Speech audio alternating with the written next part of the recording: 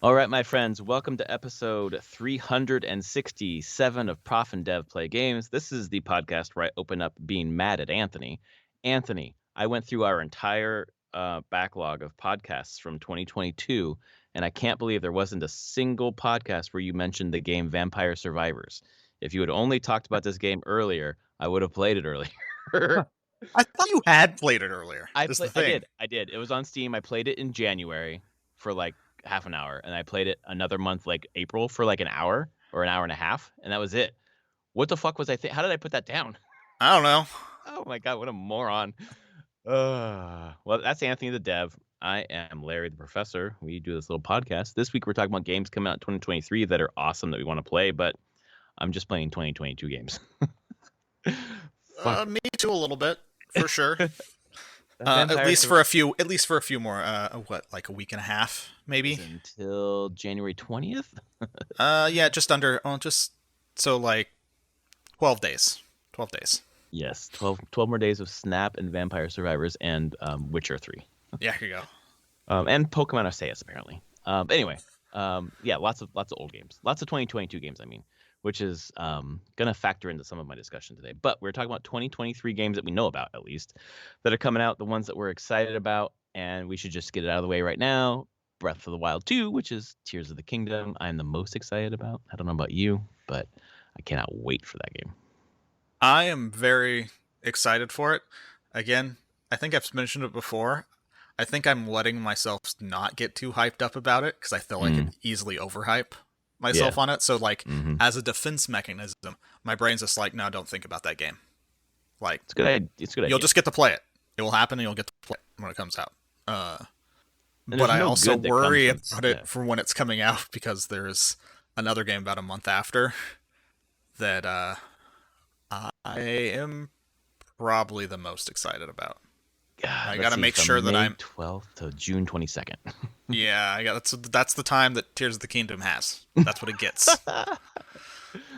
He is talking about Final Fantasy 16. Yeah, which looks like fantastic. Like, it looks like a fantastic answer to the last two games, 14 and 15. Like, 15 tried to do the open world thing and fell flat, and this one's just like, it's not. It's doing a story, like a straight story, using, like, I don't know. For me, it's like the people who want to play 14 for the story but aren't going to do it because of the type of game 14 is, get a great story from those people here. Yeah. You don't have 250, 300 hours to put into a story? I don't. I don't know what you're talking about. Like, who has that kind of time? Do you know anyone who has ever had that kind of time for that kind of games? I did, I guess.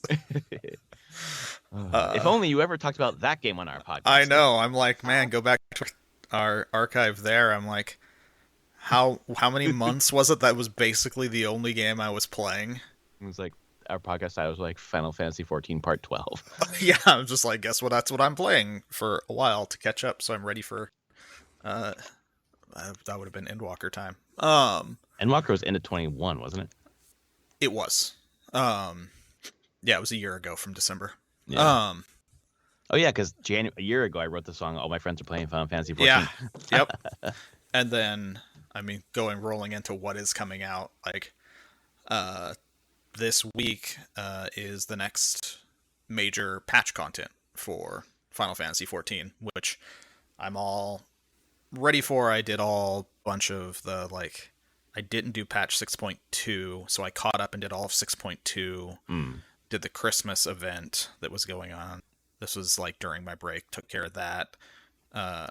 Ran the latest trials, so a set of 4 different fights with 8 people. Did those. And then 6.3 comes out this week, which will be probably something I'm playing. The 10th is Tuesday, so I don't know when they typically go down for a patch. It might come up Tuesday night for me. So I might be able to play it like Tuesday night a bit, and get through the latest patch story content, see where their story's going, because it's very interesting to have a story after an expansion called Endwalker. Right. I guess I thought that was the end. That it was the end of the story. We are now maybe starting a new story, or this might just be an interlude. Don't know. But I'm excited for that. They're setting up the next 10 years of Final Fantasy 14. Kinda, you don't know, honestly. The thing was, I'll be honest, when they did a Realm Reborn, I don't think they were setting up 10 years of story either. They're just good writers and a good staff that play their own game and look at all the threads that they've left open and use those going forward, right, to make it feel like it was planned out from the start. But that's what the best writers do. You write this like sprawling epic. I'm sure Martin does the same thing. I know Stephen King has. And you're like, well, that's an interesting thread to pick up. I don't know where I was going with that. Oh, it looks like I planned it the entire time. Yeah. But yeah, that's like the first thing coming out. But January has some things, I would say. January one has thing, yeah, for sure. Fire Emblem Engage. Yeah, that's the one. The previews are very positive right now. They really are. And it just makes, I think Nintendo does this anyways, but it just makes me realize how long this has been in the can, because like it's early. People have already played through the first 8 hours or first 8 chapters. Yep. I can't remember which one. I mean, this leaked middle of last year. Oh yeah, a long time ago. And it was like the leak was like, hey, this game is done. Yeah. Like they're sitting on it. Yep. It's weird. Yeah, I don't know. Whatever, timing wise is strange, but I'm happy to start the year with this. I mean, I'll be honest. If a game publisher dev has the money where they can say, hey, we finished the game, now we start marketing it, that's the best position to be in. Marketing the game that you're still like developing, that's the risky place to be. Well, and is it risky because your marketing material might include shit that's not really going to be in the game? Yeah, not going to be in the game. Your game can slip. Oh, yeah, right. And so it's much easier to probably plan an entire marketing runway on how you want this game to roll out. If the game's done, you're past that point. Right. Like, you can just hand it over to the marketing team saying, okay, this is the game. It's done. It's playable. It's cool. Market it. Do what you need to do. And that it will be done. It's done. You have the whole exactly how to say it. It's not the lore Bible, but like you have all the content you need to make whatever material you want. There's no question of what the content is. It's done. Nope. It's wrapped up. And there's no question of like, okay, if this is what we've determined is the best release date for it, okay, that's it. There we go. I gotta say, I'm enjoying this title from VG247. Fire Emblem Engage's opening cinematic gives us a flashy look at our toothpaste-colored protagonist. Nice, Colgate. I should name the character Colgate. Colgate. Oh my god, that's fucking hilarious. Yeah, I'm so excited. I'm very ready for this game, and I think they've, at least some of the stuff I've seen so far from the previews, they've tweaked, enough stuff from the game to make me pretty excited to like stick with it. Mainly that you're not a professor. You're not teaching. It has all the other stuff from Three Houses, I can tell. Yeah. Except the teaching part, because you're not a teacher. Which makes it game of the year already. You're like, done. This is what I needed. Yeah. This is what I couldn't do with Three Houses, and I'm very sorry because I know that game was good. It has.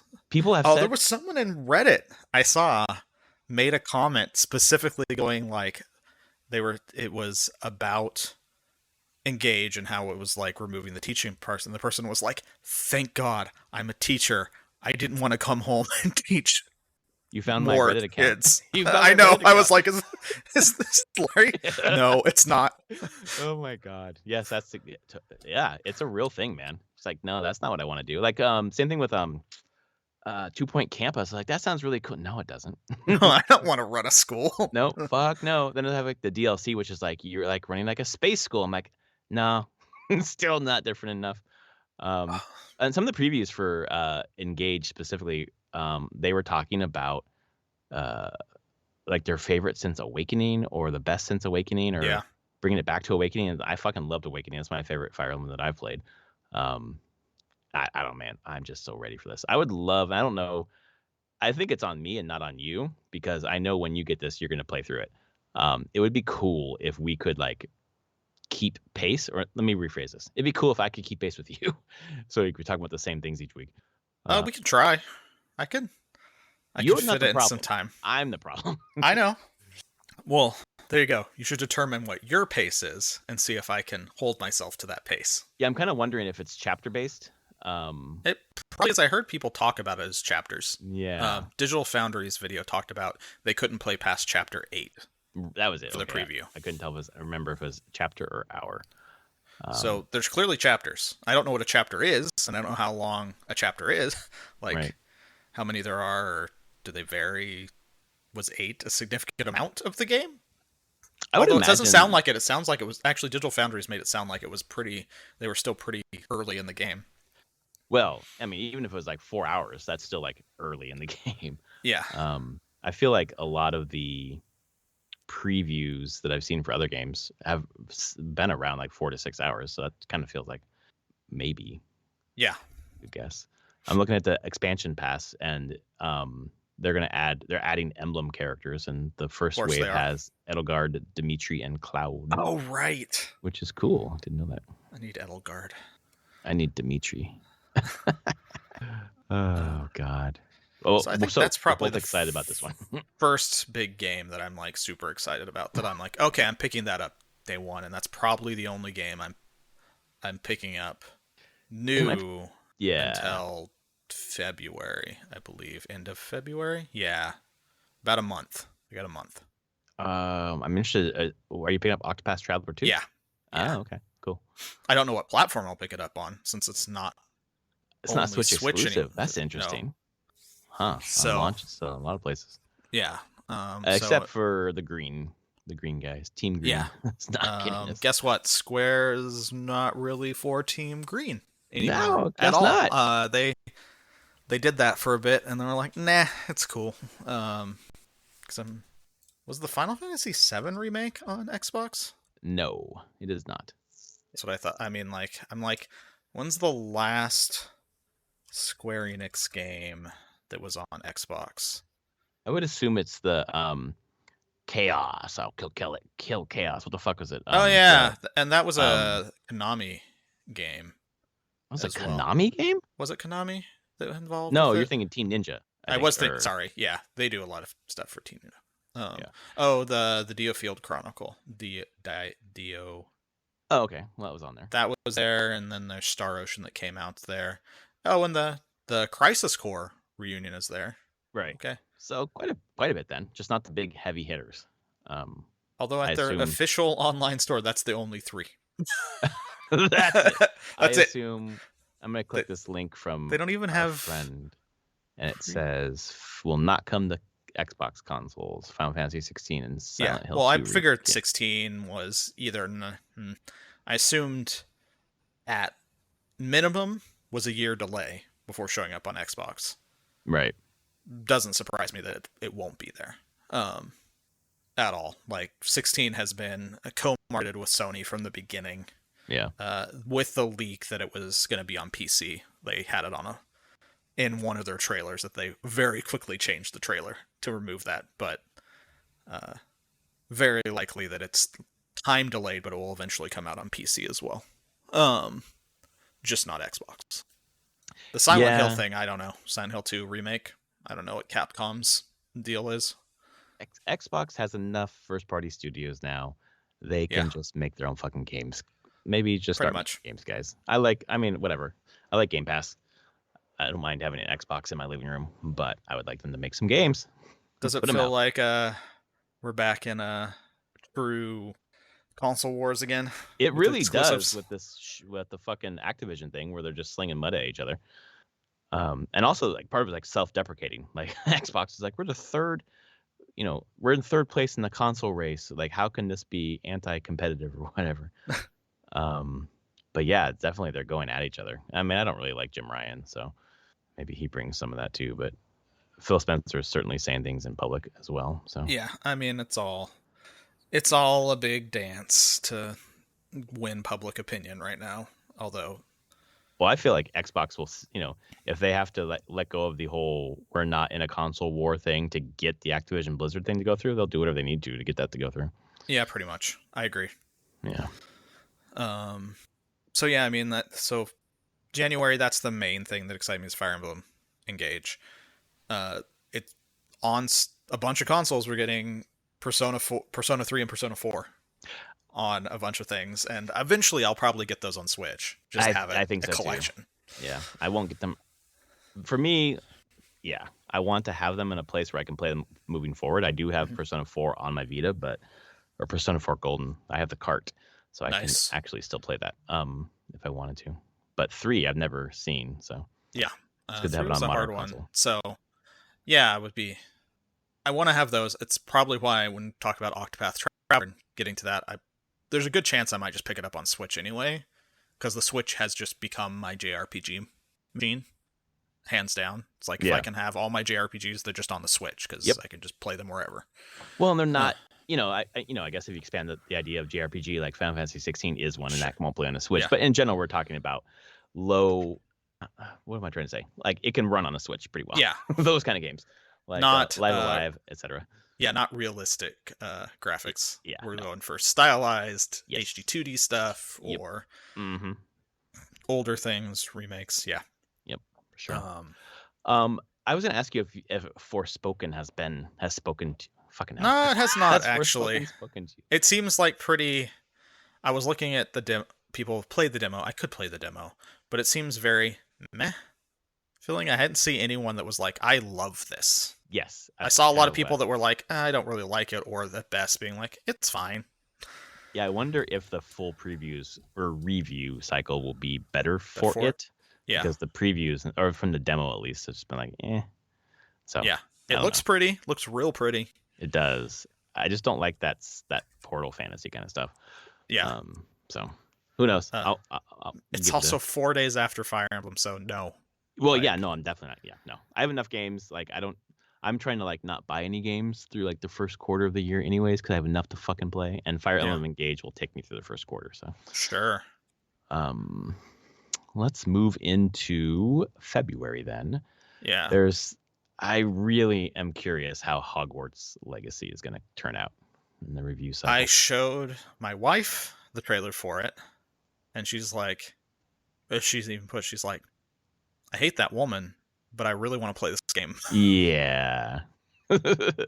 she's like, my God, this is exactly what I want. And I Mhm. haven't shown my daughter, but I'm pretty sure my daughter would like flip her shit Oh yeah, I bet. about this game. Yeah. Like, Here's the Harry Potter game we all wanted to play where you when we can were just kids. play as your own character. Yep. Go. But man,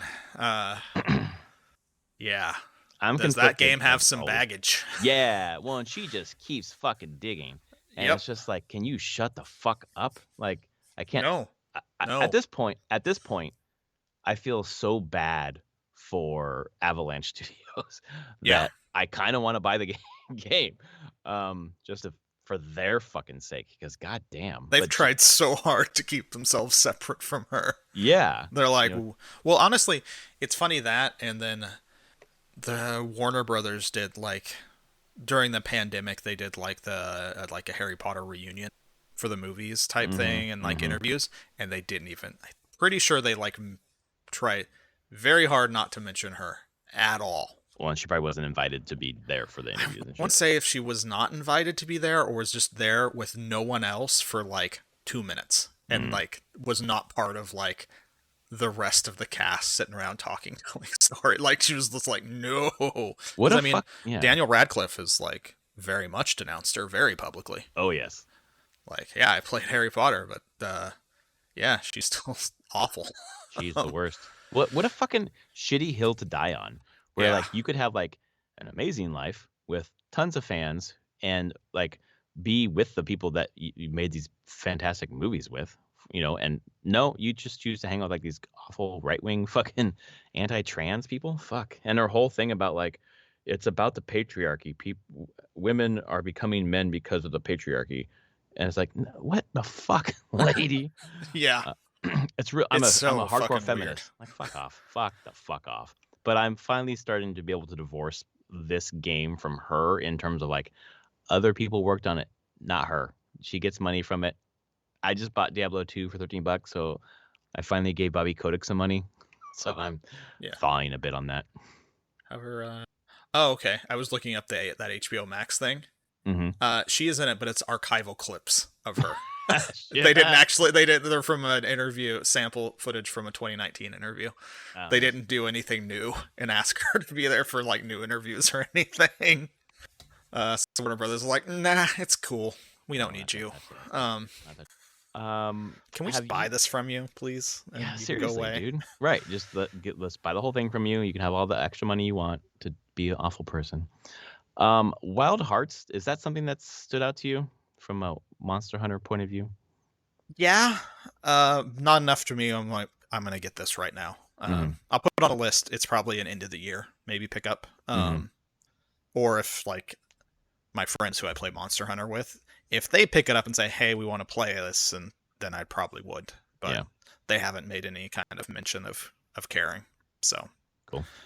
it could be neat. It's nice to have another someone attempt the Monster Hunter genre and Yeah. like maybe shake it up because it has some building in it and everything. So it looks like it could be cool.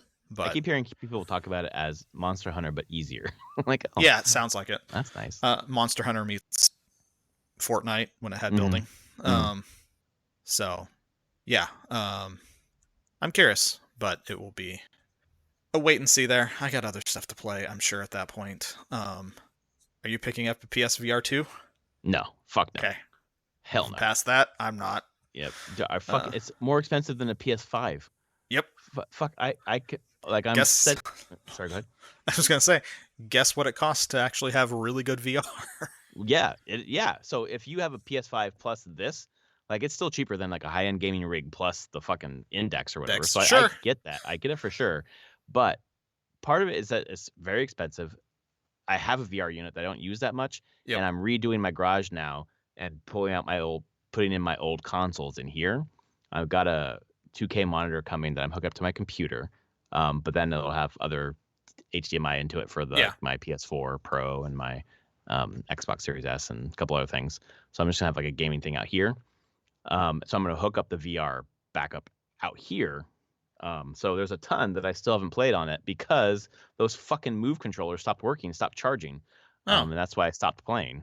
So I'm gonna get new ones or fix the batteries or whatever, and then Yeah. if I have a VR itch, because I played the Quest 2 a bit with my in-laws, which is pretty good actually. Yeah. I'll just play PSVR 1 and get the itch there because it's not going to be a big itch to scratch. It's not $600 worth or whatever the fuck it is. Yeah, for sure. $550, I think it is. Anyway, you were talking about Octopath Traveler 2. Yep. I'm excited to try it. See if they've. Well, graphically, I'm just always like the HD 2D stuff. And everything they've shown is they are expanding in the first game. Mechanics from the first game. It's still 8 different characters, mini stories that I think they're going to do. They've said try a lot more to have those stories all intersect each other into That'd be a more final satisfying. whole. Like, yeah, I think it would be way more satisfying if that was the case. That it's like these anthologies of stories, but there is a connecting thread as the game moves on. Right. But I'm excited. I enjoyed the first game quite a bit. So, hey, did you finish the first game? No, I didn't finish it. I put a lot of hours into it though. I was grinding for all the special jobs you could get. There was a lot you could do. That's for sure. I was not lacking in content. It just wasn't. It was very disconnected content. Yeah, exactly. Which I mean, Live Alive is until it's not. But I guess they didn't bring it together as much as Octopath. I don't know. I'm just mesmerized by the way it looks, but it's just. I love how those games look for sure. Yeah. But I think that's the only thing in February I'm focused on. I'm like, well, there's the Theatrhythm Final Fantasy that has like hundreds of Final Fantasy songs. Yeah, I feel like I don't know. I don't think of you as a rhythm game player. Maybe you are. But the nostalgia kind of the games alone, or the songs. I mean. Yeah, there's certain rhythm games I would get behind, and like these aren't be on a mat rhythm stuff, but if I like the music, there was like a DS game that I liked. I know it was Owendon in Japan, and they made a US version of it with US songs. Elite Beat Agents. Oh yeah, right. Which was the US version that did not have any of the songs. I still have the carts imported Owendon and Owendon 2 from Japan that had J-pop and J-rock and all that stuff that I cared out there, and was incredibly silly because the thing was with Elite Beat agents, they made up like, oh, there's like these secret agents that are like helping people out through song in the Yep. U.S., but in Japan it was Os Tatakai Owendon, and it was like a cheer squad. Like Oh, you're that's cool. just being there was something culturally there that would already matched what it was building off of, which was just like, oh, it's these guys that go around and cheer people on when they're having hard times or having problems. um, That's really cool. yeah, so it just kind of fit. It was silly, but in that in culturally correct way. Well, I heard so much about Elite Beat Agents that I picked it up for the DS or 3DS, or whatever. I enjoyed it. It was Yeah, it has interesting, neat. but I I didn't. like the mechanics. I liked the mechanics, yeah, but I was like, what the fuck is with the Yeah, conceit here? These fucking the agents. conceit is weird for the Yeah, U.S. run because I don't know. They were trying to do something with it for the U.S. They couldn't just port over yeah. what they had. But so So for me, for February, there's something I'm looking at for my daughter specifically, and it's only because I think it's what they've added. And I'm still surprised this is a $60 game, but it's Kirby's Return to Dreamland Deluxe, mm, which comes out in February. It's a remake of the NES Super Nintendo version, Super Nintendo game, I think. But they seem to have added a bunch of 4-player multiplayer stuff, um, which I don't think is in the original. mm, But it looks like the variety of games and things you can play and the way that you can play together and co-op throughout the game looks interesting. mhm. So I'm not sure if I'll get it. I probably won't get it at launch because we are still working our way through Arceus. Yeah, But maybe I'll pick that up eventually. But otherwise, yeah, February, nothing else stands out to me. Hopefully, Call of the Wild, God damn it, Horizon Call of the Mountain is good, but I won't be yeah, playing it. yeah. What is? Then we move to March. There's a number of. There's actually not much I'll be playing in March, if anything. Oh No, no, yeah, potentially Jedi Survivor. yeah, that's the only one that stands out to me as well. You're not gonna Yeah. play Skull and Bones? No, no, that's fine. We're good. Yeah. It's uh, haha, that ship has sailed. Oh, very nice, very nice. Nice. But yeah, that would go What about away. Last of Us Part One again? Nope, I'm good. I'm Yeah, good. Oh, it's the PC version. yeah, it's Okay. PC launch. I'm surprised. Wolong Fallen Dynasty. I thought it was on consoles too. It's only PC. Huh. No, it listed as on all consoles. Can I not read? I'm reading the wrong line. Okay, great. Okay. Yep, Yeah. got it. Okay, Uh, moving on. I think the Bayonetta thing is interesting. I'm not gonna play it, yeah. but it's interesting to have a Bayonetta game so quickly after 3. That's Yeah, very that is different. not a normal Bayonetta game. Like Exactly. here, we're gonna do like honestly, it's a more visual novel than anything, it seems like. Yep. Yeah, again, Switch only. Man. Yeah. I mean, it's a $60 game too. Jesus Christ. Is it? Yeah. Holy crap. I thought that was for sure not, Nah. like a $40 kind of thing. I don't know what the breadth of the game is, so who knows? But yeah. I'll be honest, I don't know when I'll pick up Jedi Survivor. Like right now, the thought of playing a game like that is exhausting to me. Even though you put how many hours into Elden Ring? Sure, I haven't touched Elden Ring in a long time because Yeah. even playing Elden Ring now, I'm like, oh my god. Yeah. Like it's fun, but I have to be again, it's the right mental state to really dig into games like that where I have to Yep. be like so on when I'm playing. Because if you're not on, you just die. Oh, well, I mean, I feel the same way. I had to put it down, and then every time I think to come back to it, I'm like, it's going to take a lot of mental energy. It's like when we originally were talking about God of War 2018. Like, Yeah. it's very intense. Yeah. But it's very good, but very intense. Yeah. So I just have to make sure I'm in the right mindset for Jedi Survivor. I'm excited to see where that story goes and what where the characters go after the end. I was really interested to see Yeah. the next steps, and I think there's like a 5-year time jump since the last one. So Yes. Well, I'm just excited that it came out for PS Plus this month because if you remember, EA when they did the upgrade or whatever for the new consoles, they're like, if you have a disc version, just send us the the proof of purchase plus proof of purchase of PS5, and we'll give you a code for the digital. It's like, oh sweet, because I bought a digital PS5 only. I gave them everything they wanted, and they said this doesn't prove that you own it. This is the Amazon invoice for the game and an Amazon invoice for the PS5. What the fuck are you talking about? And they refused to give me the code. of course. And I was like, okay, great, perfect. Well, I'm not going to waste my time on this. So I'm glad it's now I have Now it you get it digitally. Yeah. Exactly. For me, April is all about Horizon Forbidden West Burning Shores. I am quite excited about the DLC, and that's what I'll be playing in April. Yeah, that's pretty much all I'll be doing in April as well. Yep. Engage will take me through then, and then we'll be playing that. Probably will take me a bit. Definitely have that still going. Won't be doing Dead Island 2 or anything like that.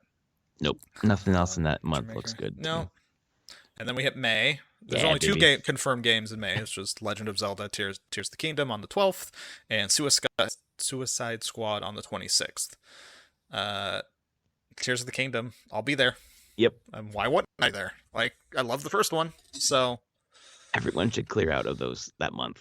Yeah. I guess Rocksteady is a good one to be there. Yeah, and I'll probably eventually play Suicide Squad. Yeah, I think Rocksteady making good. it. I just don't. Yeah. I didn't play like the original Arkham Asylum when it released. I was fine waiting. Yeah. But you played them all. Did you play City? I played the first one and the second one. Yeah. Okay. You didn't play Night. Did they do Night, or is that someone else? No, they did Night. They didn't do Origins. Okay. Yeah. Yeah. This run from the beginning of May through the end of June, it's just like I want to play all of those games very badly. Yeah. Tears of the Kingdom, Suicide Squad, Street Fighter 6. I'm very interested in. I feel like they've done, from all the previews and stuff, it looks like they've done a lot of changes from 5 because 5 was not great. Yeah. And a lot of single player stuff. But then Diablo 4, June 6th, man, it's gonna be so hard not to get that. So hard. Yeah, it's gonna be hard. And for me, the even harder thing now is Son and I just beat Diablo 3 today.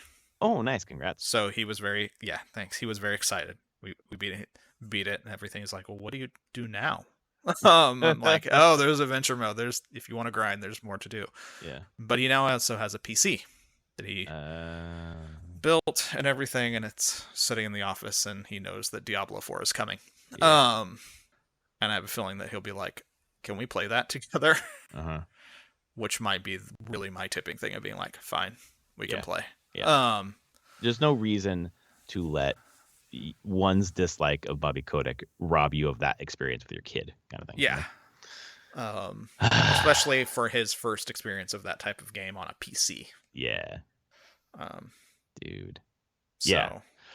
It's going to be, for me, I'll be playing Zelda still, so it won't be that big of a deal. I'm probably not going to buy anything else until I'm done with Zelda. Otherwise, I will hate myself. But even then, I have to be careful on the Diablo thing, because Final Fantasy 16 is 16 days later. Yep. That's why I think Diablo can wait, because there's too much. Yeah, honestly, there's a good chance that Diablo can wait also, because historically, Diablo launches have not gone great on the whole network. Yes. Let's go all the way back to Diablo 2. This is true. 3 wasn't any better. So maybe I can just wait till like middle of summer. But then, oh my god, I see this list here that says Hogwarts Legacy is actually going to happen on the Switch. I don't believe it. No, I don't believe it for a second. And if it does, it won't be great. Come on. But Baldur's Gate 3 is in August, and I'm really excited for that one. So let me ask you about that.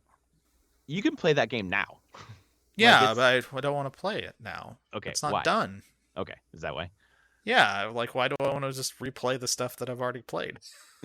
I guess you didn't play Hades Early Access. I didn't. I bought it during Early Access. I never played it until they had the final patch. Yeah. I think was like shortly before full release. But it had everything in it. Yeah. Generally, games that I'm like excited for. Actually, I played like a very little bit of Hades to know like, oh, I really like this. Yeah, me too. Now I'm waiting. Like, Baldur's Gate 3 is in a similar state of being like, I've liked Divinity Original Sin, those games. Yep. And they're going to make a Baldur's Gate 3. I've seen a few streams of some of the content, and I'm like, yep, I just want to play this entire game. I'm not looking for it to change while I'm playing as they add new content or tweak things. I'm like, no, just give me the release version with your final version. That's what I want. It will have been in early access for almost 3 years by the time it comes out. That's crazy. Yeah. The D&D OGL stuff has nothing to do with, doesn't impact this in Nah, any way, not does them it? because they have a deal with Wizards Oh, okay. that supersedes any of the OGL stuff. Okay. All the OGL stuff going around, some of the big ones that like Critical Role, they probably have their own deal with Wizards at this Okay. point. Mm-hmm. I mean, Wizards made 2 official books for Yeah. Critical Role. Right. Like they're likely not using the OGL for their contract. Okay. But I will go on record saying the new OGL is fucking terrible. Yeah. And if that does come out, I'm never buying another D&D book. That's crazy. As soon as if that comes out, and as soon as it goes on record, I'm never buying another official Wizards D&D book again. It's such a shitty thing. I mean, they're not gonna walk it back. I mean, this is all. It's very much Hasbro doing this. Yeah, like, exactly. The original OGL 1.0A is 900 words. This new one, 1.1, is 9,000 words. Oh, wow. It's been lawyered to hell. Yeah, of course. And not in a good way. It's just it's a really shitty proposition for anyone to make third-party content that relates to D&D. Yeah. If it is actually enacted. It hasn't been yet, and based on all the leaks that have come out, the documents that people had leaked and were talking about said that it was meant to release on the 7th, so yesterday, as we're recording. But they have not, and then it's supposed to go into effect on the 13th of this month. Jesus. But it has not. So I feel like maybe someone there, like, so here's the thing. I think there are probably a lot of people at Wizards of the Coast that are, like, very against it. Yeah. Hasbro wants it, though. Yep. Like, this is very much out of Wizards' hands to a point, and like the main D&D team almost certainly don't get a real say in this. Right. Like, they can voice concerns, but nah. Hasbro wants to monetize the shit out of Wizards right now. Well, I'm sure they do, because they're realizing their toys are not selling anymore. Prices have gone so far up, people are not buying toys like they did. Yep. Dude. And crazy. Wizards has always been a thing of just a black box to Hasbro. They give Wizards money, and they get more money in return. Yep, right. But that's when they were very hands-off. Anytime Hasbro has ever gone hands-on with Wizards, it's always ended poorly. Yep.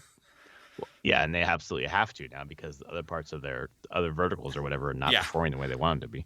Well, and they have like the D&D movie coming out. Like, they're really... And the popularity of D&D is so huge now. There's definitely a thing where it's like, I feel like the Eye of Sauron has now turned on Wizards, and they're just like, exactly. You're being so successful now. We have to focus on you. It's like, can you be more successful? In the short term, maybe, but it's gonna fail in the long term. I'm sure you can be more successful with our help. Like, no, we didn't need your help. We don't need. Just leave us alone. We'll make you money. Fucking leave us alone. But like, let's say, for example, Critical Role did not have its separate deal. They were doing, streams of D&D and whatever else.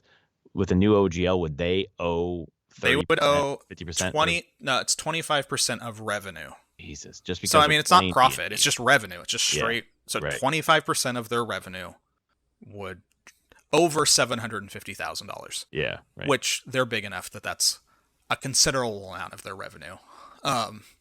So if you're just playing D&D and making money off you playing D&D, you owe them money. Probably, or at least it's honestly, you read that thing, it's very probable that that's the case. Or you can't, because the OGL doesn't cover that anymore. Because it was very clear that the new OGL now says that it only covers physical books or static digital files. So static PDFs, no digital tabletop stuff, no digital tools or anything like that. Like, that's what that covers. And then anyone else can do live streaming and stuff like that using the fan content license, which doesn't allow you to make money doing. Jesus, fucking, it's like Nintendo's taking over fucking Wizards of the Coast. Yeah. Oh my god. So like, it puts Critical Role in a weird spot. They have I'm sure, a deal behind the scenes that it's not them, but it does make a lot of probably YouTube streamers, Twitch streamers that are just streaming games, being like, "Huh, guess we shouldn't use D&D anymore." Well, but you couldn't even switch to Paizo because Paizo's running off OGL, aren't they? They are, well, Pathfinder 1, 1 and 2 both use the OGL, 2 far less so. They like kept the OGL as a way for third parties to make content for Pathfinder 2nd edition, but they could probably just make their own at this point, but it would still be a legal challenge. Like, the new OGL fucks Paizo completely and totally. Right. Yeah. So, we'll see. It hasn't officially been released yet. We'll see if it actually comes out, or if they'll backpedal and be like, that ideally they would just leave it alone and just let OGL 1.0A stand and just be done with it. If I think other things that have kind of brought up the weird loring, like you just picked it up, Solasta. Yep. The only reason that game exists is because of the OGL. That's not an official Wizards of the Coast game. Right. They're using the OGL and the D&D 5th edition system reference document, which is a core set of the rules and the setting that can be used by anyone making content for D&D, third party. And they are using the OGL to make a video game using that, and then making their own subclasses. What was the advantage for Wizards to have that in the first place? Just more people using D&D? Yeah, we use D&D. Like, have like a very vibrant third party proliferation of content. Like, people just, I mean, that they did it with 3rd edition as well. The OGL started with D&D 3rd edition. And it just, and if you saw, like, people just make tons of setting books for and expansions and their own content, and just, they could sell them, and they didn't have to, like, give Wizards any money. The thing is, though, Wizards would sell shit because they would sell their players' handbooks. Yeah, exactly. Because you still needed the core D&D books to play that game. Right. Seems like a win-win. It does, but it doesn't make you as much money, though, right? Yeah. And it puts you in a place where you have things like 4th edition D&D comes out, and people are unhappy with it, but there's just a schism in the player base, and you have a competitor like Paizo that says, well, people don't like 4th edition, we'll just use OGL to make our own version of D&D. Then you're not buying D&D. No. At that point, yeah. Yep. And I'm sure that that's a big thorn in some people's side in corporate. Totally. Of being like, oh, we had a contract that let a competitor rise. Yep. And use our game, basically. Yep. Right. So, fun times. Dude, yeah. This year is going to be quite interesting on that front. Yeah. But I'm glad to see Baldur's Gate 3 is finally inching toward release. I'm very excited to play that game. But we do have a fair amount of stuff that is said for 2023, but no specific date yet. The one that I want to play a lot from that list is Dead Cells / Castlevania. That one sounds pretty cool. I want to play Nightingale. What the fuck is Nightingale? Nightgale. Nightgale? I think it's there's a typo. It is ex-BioWare people. But it is a PvE open world survival game. You're a realm walker, and you venture forth with friends as you explore, craft, and build, and fight across the visually stunning gaslamp fantasy world. And you so it's in San Diego. Perfect. There you go. Yeah. Portals to different worlds, basically. I have not even fucking heard of this. Is a game I really want to be playing with friends. Like, I feel like I might have a lot of fun. And it's ex-BioWare, so I'm hoping that there's some good story beats in it as well. Like, really taking that survival crafting game with friends and adding some more deeper lore and story to it. This looks like BioShock. Yeah, kind of. Yeah. And they like melee weapon in right hand and then spell in left hand. Yep. Oh shit. Okay. Well, I might add that to my wish list. This looks pretty cool. Yeah, that's one that I'm looking forward to. And is this Q? This is Q2, maybe. Maybe. That's the thing. I'm like, maybe. Who knows? Yeah. unique. It's very unique. That interests me. The Cyberpunk expansion is this year at some point. No specific date, but I will play that when it comes out. Get my Idris Elba on with Keanu Reeves. Yep. Um, It's got to be better than the Dark Tower. It's gonna be good. Probably. Man, people pissed that Cyberpunk got a Labor of Love award for the Steam Awards. Why were they pissed? Because they're like, seriously, this fucking game? Like, But didn't it earn it I by guess so. fixing their shit? Shit, yeah, that's how I mean, felt about it. it's a PC specific award though, so Yeah. it was never bad on PC. No, it's just better on PC now for the most part. Like, Yeah. um, Huh. the Steam Awards are very, I mean, they're just voted on by the player base. So Yeah. they're very biased to what is popular on Steam. Yeah. Which is not shocking. And Cyberpunk has been very popular on Steam in the past Yep. year, at least 6 months. But I mean, that's coming out. I mean, Starfield is supposedly the first half of this year sometime. Well, when they committed to it, they said it is absolutely coming out in the first half of the year. Like, you know what? That fucking not E3 where you had all these games that these are coming out in the next year. Half a year's been gone by, and most of those haven't come out. Like, just give me fucking Silksong. That's what I'm looking forward to. God damn it. I just joined the Nightingale Discord. Nice. But yeah, Starfield is one that I'm hoping is good. It could be good. It could also be Bethesda being weird and biting off more than they can chew in some ways. But yeah, I just hope that the buzz is good. There's a news article this week. We were talking about like playtesters are like having a good time with it. They're surprised that they're having a good time with it. Well, that's good. That is good. I mean, they delayed it for so long. They hopefully have just been polishing it. Like, I don't know if it's like for Bethesda, but like Xbox needs a fucking win. They do. And this cannot come out and flop like fucking Halo. So I don't know. Like No Man's Sky with excellent story. Yeah, story and actual deep RPG elements to it. So. Yeah, that's pretty compelling. Yeah.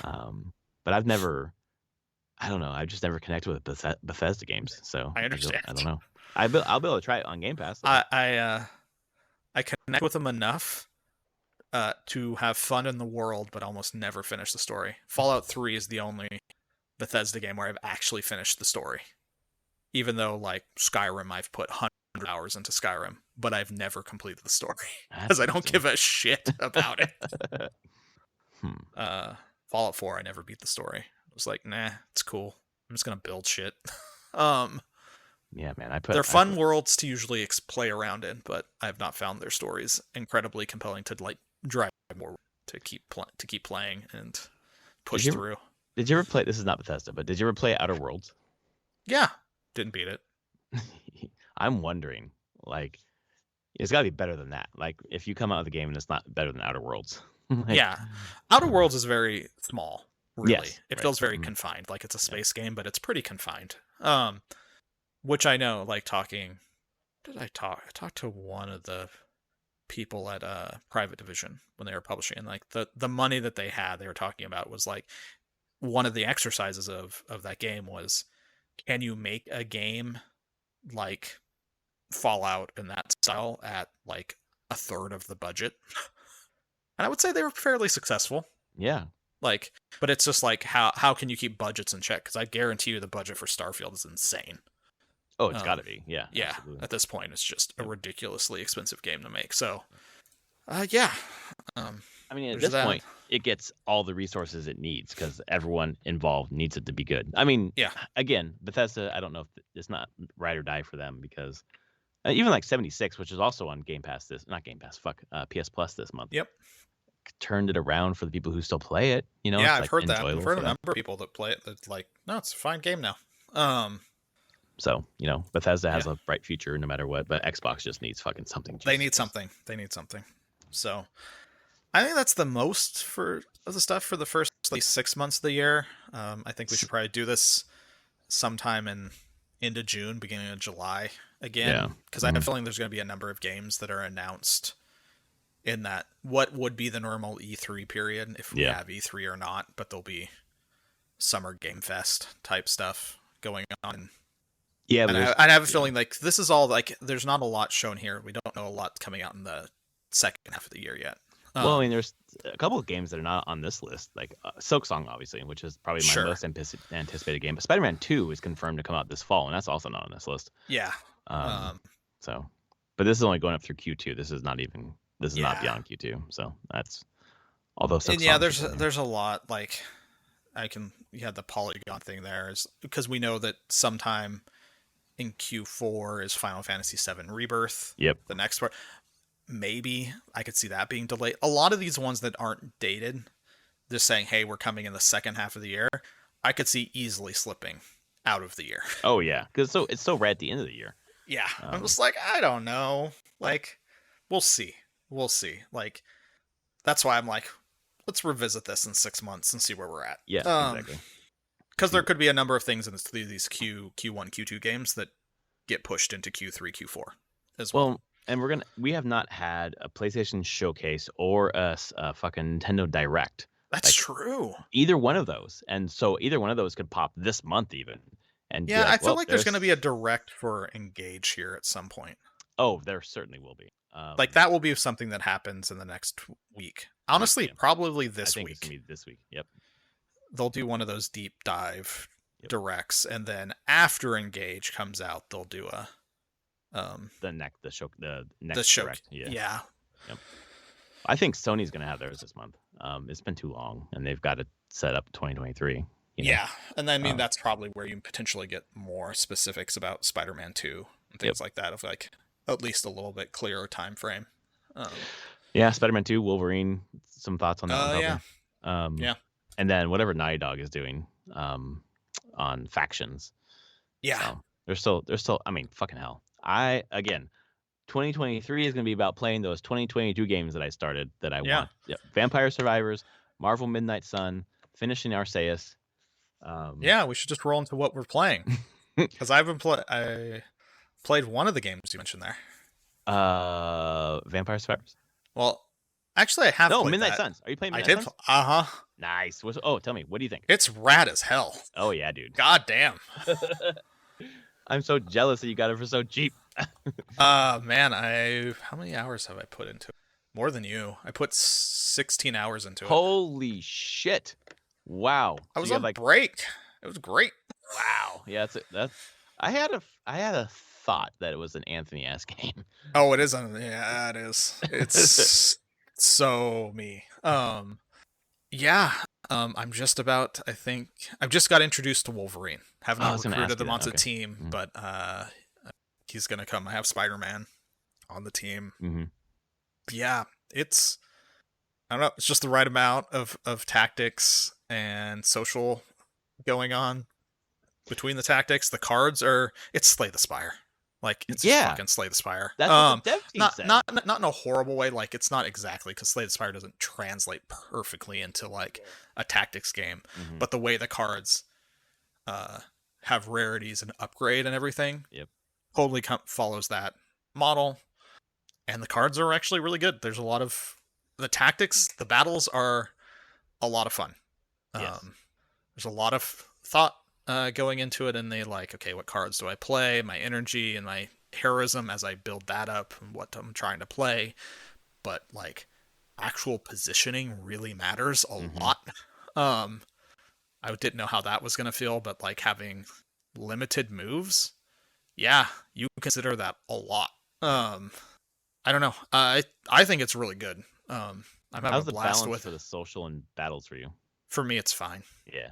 Overall, it's been fine. It was a little slow at the very beginning, but now it's pretty consistent. Are you exploring like all the dialogue, or are you exhausting everything? Okay, I'm doing everything. Yeah, that's awesome. So I'm exhausting dialogue. I'm running around the Abbey, collecting everything, unlocking things, doing puzzles. And you have it on PC? You have on Steam? Okay. Yep. Cool. Damn, that's awesome. I'm really enjoying this game a lot. Yeah. I'll probably play a little bit more of it tonight. How is it playing it? I know how it was for me, but how is it for you with the card aspect, playing it while you're playing Snap too. Fine. Yeah, there's no. I mean, Like, no, the card, it's very different. yeah. Like, yes, they are both games that have cards, but that's like saying that uh, Bioshock and Half-Life are the same game. Like, or Doom. They're Or not. Like, Splatoon. they're They all both, shoot yeah, they're things. both first-person shooters, but Yeah. they're very Yeah. different. And so Yeah. the way the card you play cards and do things in Midnight Suns is very different than like a very Oh yeah. true PvP card game like Snap. So, yeah, I basically feel like I've just been in a lot of Marvel because I was doing Midnight Suns and then I've been playing a ton of Snap. Like last night, I think I just played like 2 hours of Snap last night. Nice. Not really had any. I had no missions. I finished all the missions and stuff, but I was like, I just want to play Snap. Yeah. Like, so I just played Snap. I made a couple of new decks. Yep. I got Hela. Yeah. Sure. And I was like playing with her. I was like, she would be way better if I had Death. I don't have Death. Yeah. So, yeah. I need Death. But Hela's hard to play. She is. High risk, I will say. And super high risk. Yeah. Like you have to get it set up. I understand the RNG anger a little bit with that deck specifically because I probably 20 times I have not got it to work yet. Yeah, no, I had a Hela deck. I had Death and Hela. It was just very inconsistent. Like, yes. Because it's just if I draw the wrong card, if like Hela's in my hand. Right, and then you use Swordmaster to kill someone. You're like, yeah, because you have to do discard, and it's like, well, shit, I might hit Hela. That's bad. And then if she's not in your hand, then you might not ever get her. And you're like, well, I just fucking killed everyone for no fucking reason. God damn it. Yeah, that's a hard one to win. I think that deck archetype is actually the discard archetype. Is really hard to pull off, right? Like, there's a couple things you can make it work, but you need so many cards. Yep. Like, pull 3 cards to make that one. That's right. Successful.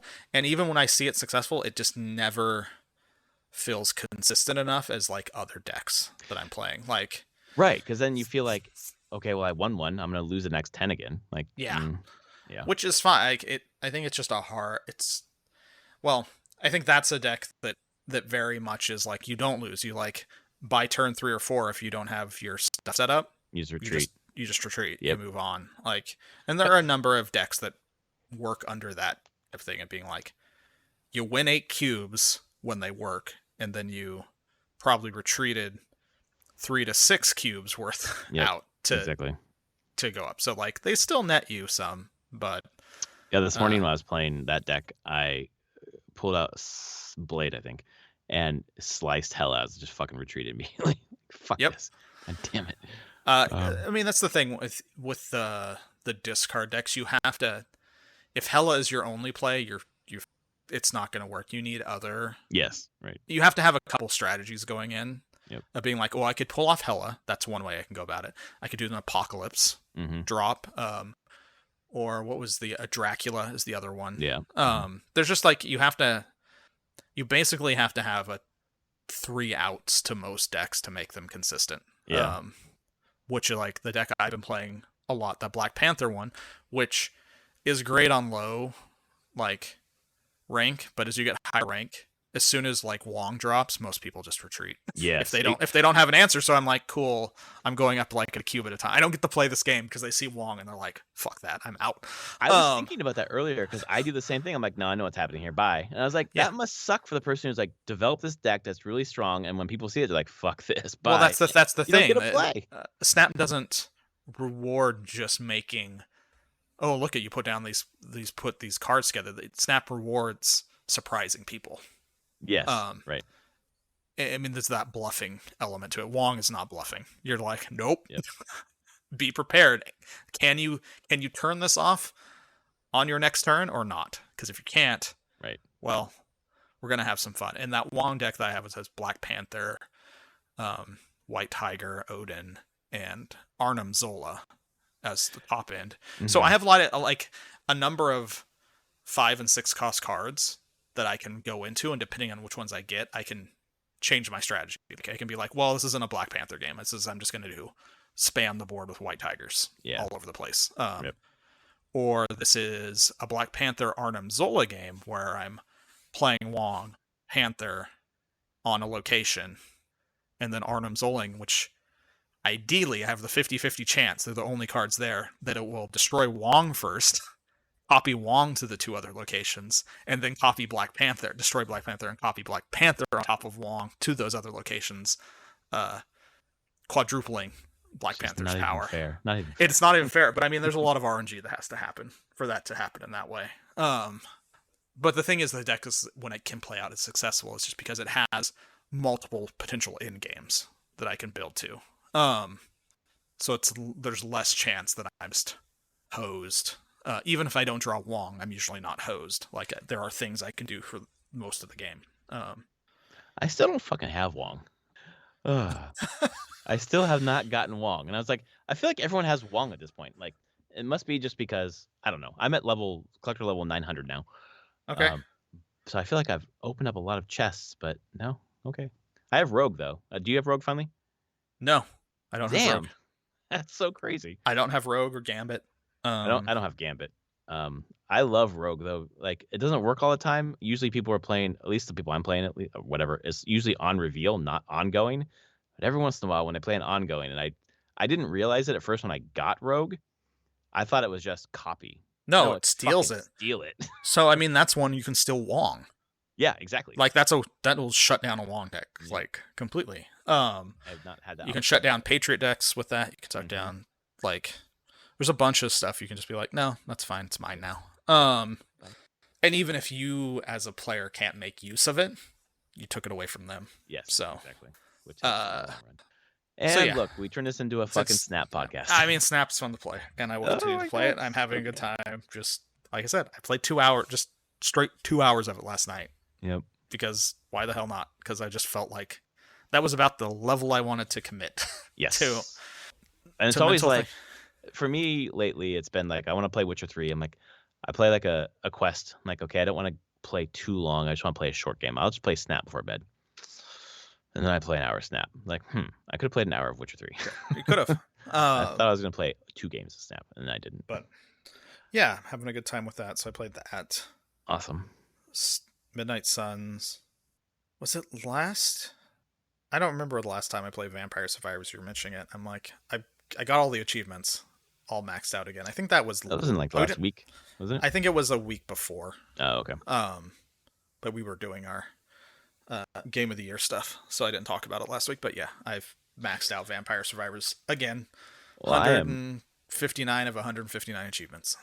I am finally playing that game seriously, and holy fuck. Like, it's beautiful the way that, like, it starts out and you just get your ass kicked. Like, I don't know what's happening. I don't have enough whatever I need. And then you start realizing how the shit goes together, all the weapons synergize. And then in the second area, I picked up the Relic, which was in the pause menu. It tells you how they go together. It's like, oh, that's how everyone figured this shit out. And then the first one that I synergized was just the whip and the heart, which turned into like the bloody whip or whatever. And I was a fucking machine. And then I synergized a second one. I can't remember which one it was. I got like 20 minutes in, and then all of a sudden at 20 minutes, just like, okay, I did not scale up my power enough because I'm just getting swarmed and I'm dead. Yep. I mean, that's part of it. It's just learning the combos, and you can last longer and feel like, okay, I'm surviving this. I will say garlic is a trap. Really? Garlic is terrible in game. Like, after like minute 15, it doesn't scale. So it's just chewing a slot. Eventually, there just are much better like offensive ideas, offensive weapons to have in that spot. You have to build towards it. Like, I don't think you can just say, I'm not going to use garlic ever. But I would say probably the last, like, at 80, just under 86 hours, probably the last 40 hours I've played, I've never chosen garlic. Oh, dang. Because I just don't want to. I like the Bibles, the holy books. So I will choose that. If I want an AoE type thing, I choose that and evolve it. That's not a bad choice. That's really it has a lot of damage in game. Yeah, right. They're just better. There are better AoE things around you in game. They just do way more damage. And it can, but. What about the laurel? Do you use that in the end? Only when I was getting specific achievements. Oh, okay. Generally, no, though. What did you rely on toward the end, like the last 40 hours? I mean, it's shifted because have new things, but like I said, the holy books, that was a consistent one. Santa water is almost Okay. Hmm. consistently does so much damage, especially evolved. Even though it's random, where it just like hits, right? Is that To a I'm not, point, again, it mhm. is kind of random. It puts the areas down on the ground, Mhm. but as you get the supports and evolve it, it becomes a machine. Oh shit. Um, Okay. a lot of these are the things though. It's like I'm sacrificing ease of early game for strength after like the 15-minute mark. Which is smart because when I get to that 15, 20-minute mark, I'm like, I'm fucked. Yeah. So I made the wrong choices apparently. What is the other ones that I used? This is that and that. You don't have the song yet. The song of something. Like I really like that one. Hmm. You don't have the guns yet. Like I'm using later weapons that you haven't even unlocked yet or seen. Yeah. From characters you haven't unlocked. So yeah. Yeah, Because because I've been there's using. this weird thing. So like the gun, there's a character that has guns, and it's actually two slots, Hmm. but you can evolve it. I usually don't play that character. I use get these the guns later on. You get them plus tiramisu, and they evolve into a single gun that does a crap ton of AoE damage and just like spiraling beams around you. But it frees up a new weapon slot, so you can Oh, pick up another interesting. thing. Like there's a number of items, like the pigeons, Mm-hmm. that if you can evolve everything, you like compact them down into one item, and you can keep adding new Oh, that's cool. weapons and yeah. So I like the pigeons. They're fun. yeah, if you can get both of them and then get whatever, I don't remember what their support was to evolve them. Um, and no, the guide that actually tell you what evolved into what, that wasn't there in when I first bought the game Oh, back January. interesting. Like I just had to go to a wiki to find out what the hell, or take notes and being like, oh, these things combine. Yeah. But they have put that in the game now, so people Yeah. can learn it. Yeah, it was an early relic. It's in level 2, the library. Yeah. Which is an Sample. interesting space, going from the first place where you're just like wide open, going all different directions, to like I'm going side to side. Yeah. Um, Oh, actually, no. The pigeons don't need a support. Picho- Pichon and Ebony Wings, you just max them out, and then they can merge together oh, I don't into know what ebony wings are. I guess I don't have those yet. It's a Or that's black pigeon. It's a black oh, pigeon. okay. There's a Yeah. white pigeon and a black pigeon. Okay, I haven't seen the black Um, pigeon yet. and then they combine, and they can make a single pigeon that just launches stuff, um, basically in a circle around you. That's cool. Um, yeah, you haven't seen the bracelets yet. You haven't seen some of these other relics, but yeah, it's. I think the ones that I stick with it has been the King Bible. That one is a pretty consistent one I always get. If I have Okay. it, the Song of Mana, when you get that, I always get Song of Mana. If I see it, Santa Water, if I always see it. So that's what, 3 of my slots Yeah. to begin with. And then it kind of just depends on what else fits in there. Lightning Ring, Duplicator, to whenever it's all boosted up. That's fun. Yeah, that one's fun. I just been enjoying it, man. And I can see why it would work so well on mobile. It's just, the stick. You're just Yeah. moving around. It's not on Switch yet. No, not yet. I assume it will be there eventually. Yeah, I mean that end of the year update on Steam, they're like, we know you want on other platforms. We know that. We're a small team. Yeah, We had exactly. to put it on mobile first because people were stealing our shit. So That's true. That's true. Just yeah, get it out there. And yeah, and then get the DLC, which has 4, 5, 6 new weapons. yeah, I picked that up on the sale because it was up fucking buck basically. So, Yeah, pretty much. I mean, none of this is expensive. no, Vampire oh my god, dude. is a great value for the money. What a game. What a Castlevania ripoff, sort of. Kind of, yeah. Art style. Yep. Even just like the conceit. The guy, the dude with the whip, throws the fucking Yep. crosses, got the holy water. Yep. It's all good. All good. So I've been playing that. I've been playing Arceus. I think I mentioned last time, maybe not, but it's the one game that I play with my daughter that when she goes to bed, I continue to play to like clean up and pick up quests and grind for materials and craft and all that stuff. And we played today and kind of advancing the story a bit. And she's getting a lot better at the complex. Like she can initiate a fight. She can throw the Pokemon to initiate the fight. She can choose which attack she wants to use. She can switch to the Pokeball when the health has gone down to throw the Pokeball to capture the Pokemon instead of killing it, all by herself. She cannot change the camera very well when she's moving around, so she's usually running like toward the screen. It's like, turn the Okay. camera so you can see where you're going. Please, God, it's driving me nuts. So we've been playing that together. We've been playing a lot of Smash Brothers too. She discovered story mode, so she's going through story mode with all of her favorite Pokemon characters. And then there's a tournament going on right now where you can choose only characters that play in duos, like Joker and Arsene, or Banjo-Kazooie, yada yada. So she'd been playing that, and we played. She would play around, and I'd play around, and beat the tournament, which was really fun. So she's been enjoying Smash Brothers and Arceus, and that's what we've been playing together. For me, it's been Snap, and it's been Vampire Survivors. A little bit of Witcher 3. Did a couple of quests. Again, the writing's just so compelling in that game. It's really hard. It's really hard to not continue to play that game. But I'm trying to pace myself and trying to do like a quest every night or every other night.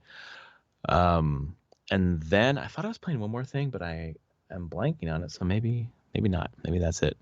So yeah, it's been fun. Nice. This winter break has been the best winter break in half a decade. Nice. Are you back to when are you back to work?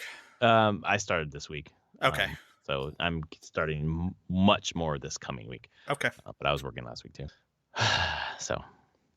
Well, cool. Oh, yeah, and Pokemon Go. We're playing a bunch of Pokemon Go. Oh, nice. That's a good thing, just to go outside and walk around. Yeah, she like wanted to go to the other gym we haven't gone to yet, so we walked a mile to get to the gym, and then we did the gym battle there, and walked home, and found some more Pokemon on the way home, and yeah, it's all good. Pokemon is life right now. We're doing a bunch of Pokemon art.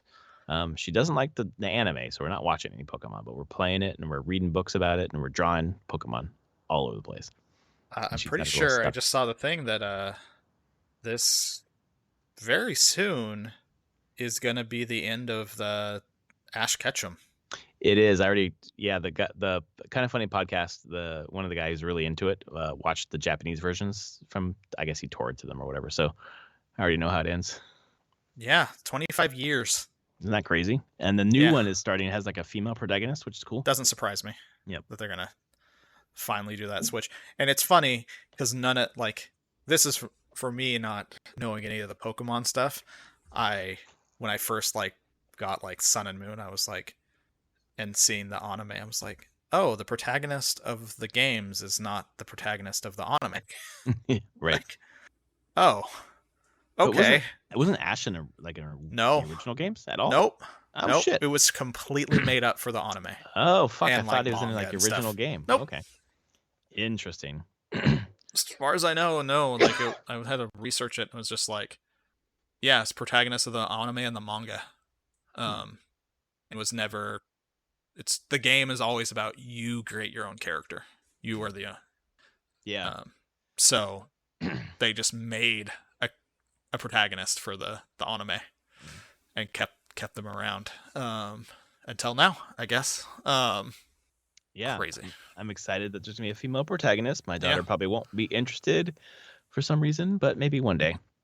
But she wanted me to say on the podcast that she's looking forward to for 2023 the new Pokemon. I was like, okay, that's not surprising. We're still going to be playing the old Pokemon. Well, it's not even the old one, but whatever. So yeah, we are. Wow, never played this game, never played Pokemon, and now I'm like, okay, this is pretty fucking cool. Yeah. So Arceus is really good. So I'm really enjoying it. Which weird. Cool. I'm enjoying grinding the materials. There you go. So we can craft shit together and go and explore the fucking same field over and over again. I just want to catch Pokemon. Okay, go for it. She's caught a bunch of Bidoof and Shinxes. All right. Well, that was episode 367, Prof and Dev Play Games, talking about 2023 games that we're excited about. If you like us, rate us on your podcast service of choice, and we will be back next week talking about that Fire Emblem Engage Direct, because it's got to happen. Yeah, I agree. Look forward to it. All right, folks. Thanks for listening. Later, everyone.